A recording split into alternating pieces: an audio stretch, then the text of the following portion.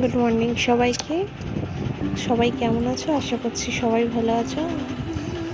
আমার Facebook channel ও YouTube চ্যানেলে সবাইকে স্বাগত জানাই। আজকে নতুন ব্লগ।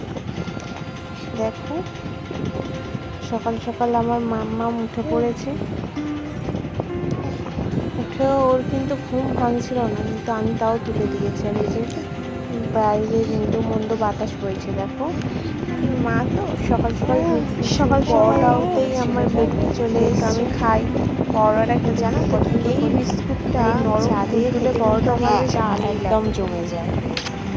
এই বিস্কুটটা না হলে যেন আমার পরোটা হয় না, বা চা বিস্কুট মানে কিন্তু একটা কি বলবো, খুবই ভালো।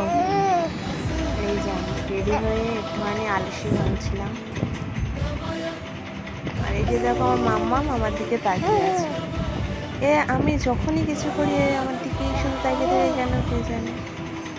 আর কি করার, আমারই তো মেয়ে, আমার মতোই হয়েছে। সব বিষয়টায় আগ্রহ বেশি। দেখেছো আমার শোকেসে কত কি ভরা, পুরো ঠাসা জিনিসপত্রে। পুতুল থেকে শুরু করে, পুতুলগুলো আমাকে এনে দিয়েছিল আমার শাশুড়ি মা, মানে আমার মা। পুতুল, ঠাকুর, এই যে শোপিসগুলো ঠাকুরের দেখতে পাচ্ছ, এগুলো আমার বর আমাকে রথের মেলাতে কিনে দিয়েছিল।